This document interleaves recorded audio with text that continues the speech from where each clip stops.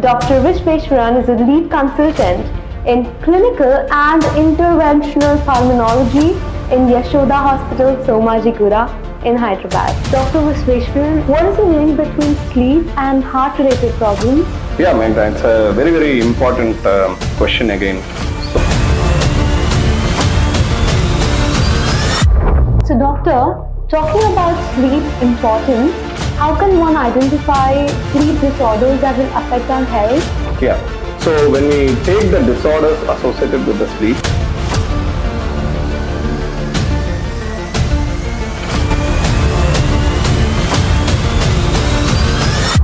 Welcome to the podcast, where we are going to dive deep into your health and wellness. Today, we have with us our exceptional guest, Dr. Vishweshwaran Balasubramanian. Dr. Vishweshwaran is a lung specialist who has done his MD and DM in pulmonary medicine and clinical care. He's also secured a gold medal in pulmonology and critical care medicine. He's done his fellowship in advanced interventional pulmonology from Malaysia. And he's also a fellowship member in sleep medicine. Currently, Dr. Vishweshwaran is a lead consultant in clinical and interventional pulmonology in Yashoda Hospital, Somajigura in Hyderabad. I'm glad to say that today Dr. Vishweshwaran is here to share his wealth of knowledge with us that can transform lives. Dr. Vishweshwaran, to start with, can you please tell us what is the link between sleep and health? yeah, it's a very important question, and I feel like every one of us, whether we are a patient or we are healthy, we need to understand the importance of sleep and health. Yes. We spend almost like 1/3 of our entire lifetime, that means every 8 hours of your 24-hour period you have in sleep. But unfortunately, many of us are not aware about the various mechanisms or the physiological mechanisms which happen during the time of sleep.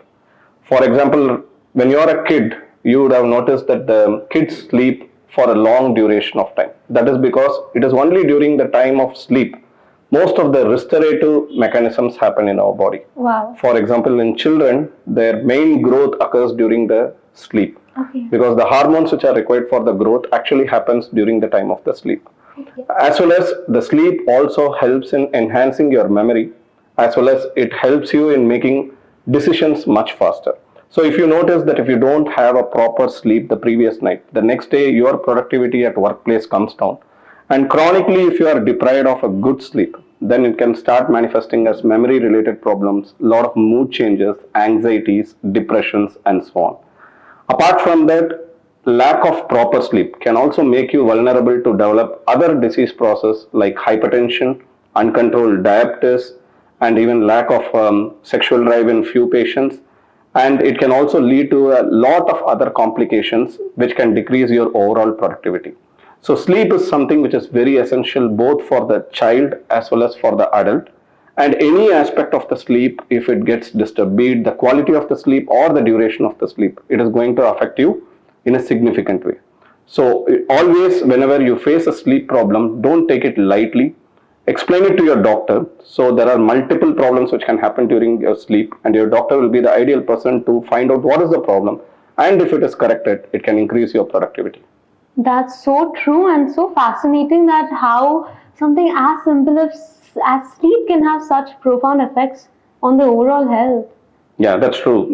See, even now when you said it's simple, but it isn't that simple. It's actually a very complex process. Absolutely. I think this is something we all should take care of. Yeah. So, doctor, talking about sleep importance, how can one identify sleep disorders that will affect our health?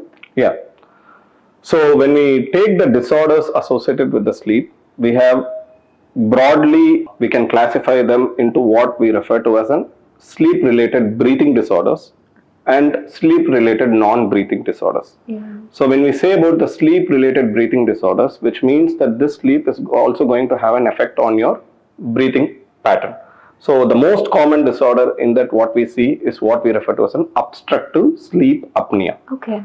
Apart from that, in the non-breathing related sleep disorders, we have a lot of problem, but the most common problem that we see amongst the population is what we refer to as an insomnia. which means either you are not able to sleep or you are not able to maintain a good quality of sleep, and this starts affecting your day-to-day practice. Apart from this, we have something called as a circadian rhythm disorders, which means you would have noticed if you are doing a night shift work, or let's say you have traveled abroad and come and you are suffering from a jet lag. This can also inadvertently affect your sleep and the quality of life. So this is what we refer to as a circadian sleep disorders. And this is becoming very, very common these days because a lot of these IT people working in the IT industries, as well as because of frequent travels, many of them suffer from this circadian rhythm disorders. Apart from that, we have certain other disorders which are called as a parasomnias, which essentially means you have some abnormal movements during sleep. You would have heard in stories or you would have seen people suffering, saying that when they are sleeping, they are biting their, or you would have noticed that the people are walking during their sleep time, or they wake up from the middle of the sleep with a nightmare, or sometimes they scream in the night. So all these are referred to as a parasomnias. So we have a lot of problems related to the sleep. Another way of classifying the sleep problem is what we refer to as a REM sleep disorder or non-REM sleep disorders. So I don't want to confuse you by saying a lot of the scientific facts, but what we essentially have to understand from this is sleep isn't that simple as we think. So just because you don't find a good quality of sleep doesn't mean that it can be just corrected just like that. You need to make a proper diagnosis, and once you make a proper diagnosis and once you treat the underlying problem properly, then you can effectively come out of this problem and lead a good quality life. That's so true. I feel like after hearing you, it's so important for us to focus on the early symptoms and to come out for early diagnosis because sleep is essentially the reset button for our health. Yeah, isn't true. it? So as you rightly said, early symptoms. So that is where most of the awareness is lacking. So if you find any person who is snoring, don't take the snoring as always normal. Okay. If you see a person who is snoring loudly that it starts affecting the bed partner or or if it starts affecting his sleep, then that requires proper evaluation.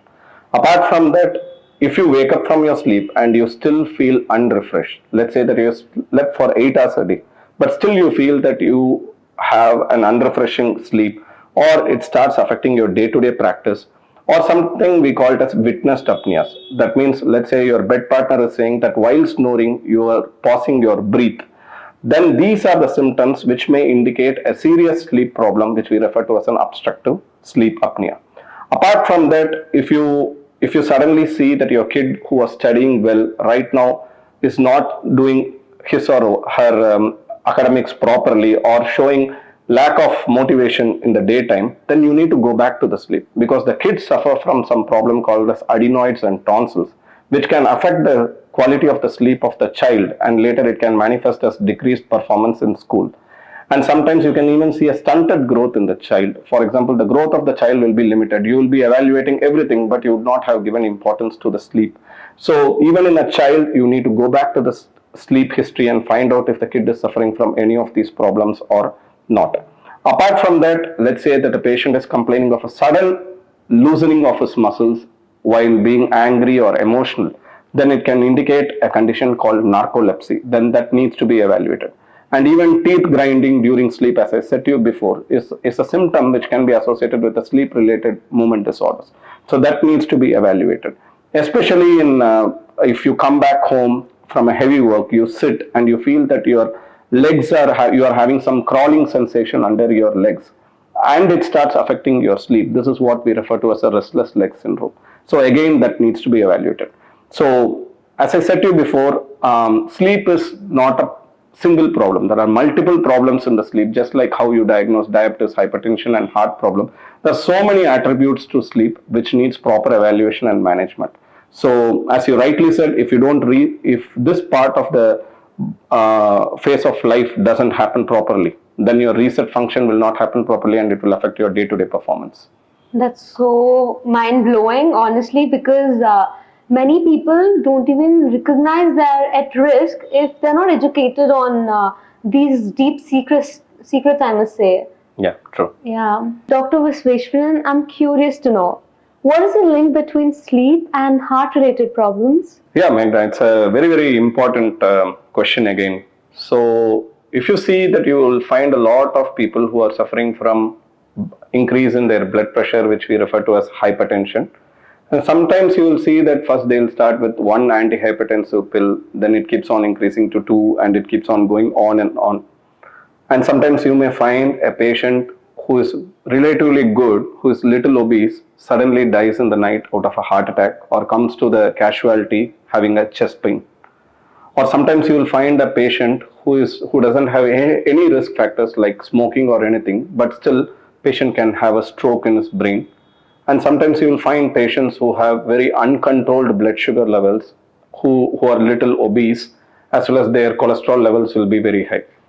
So when you see all these patients, and if you notice them carefully, and if you take a proper history of their sleep, you find that many of these patients suffer from a condition which we refer to as an obstructive sleep apnea.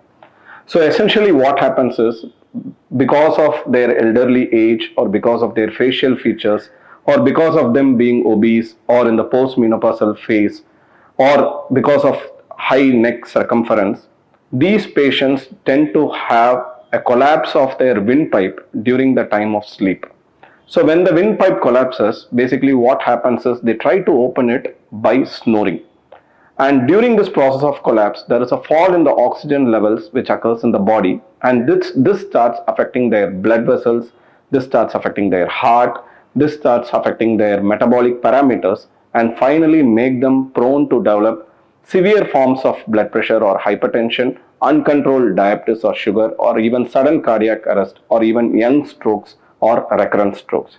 Or if you are developing some sort of early heart attack or a young heart attack or recurrent heart attacks, then you need to get yourself evaluated with a sleep study to find out if you are suffering from this obstructive sleep apnea or not. So it is a very, very important thing, and I feel like irrespective of whatever profession you are, if you have any of these risk factors which I mentioned above, and if you are suffering from any of these medical conditions, do get yourself evaluated with a sleep specialist. He may ask you to undergo a sleep study, which will help you to find out if you are suffering from some sort of a sleep apnea or not, and that can be easily corrected with medical management. For all our dear viewers, if you have any queries or if you would love to get in touch with Dr. Visveswaran, you can follow the link below.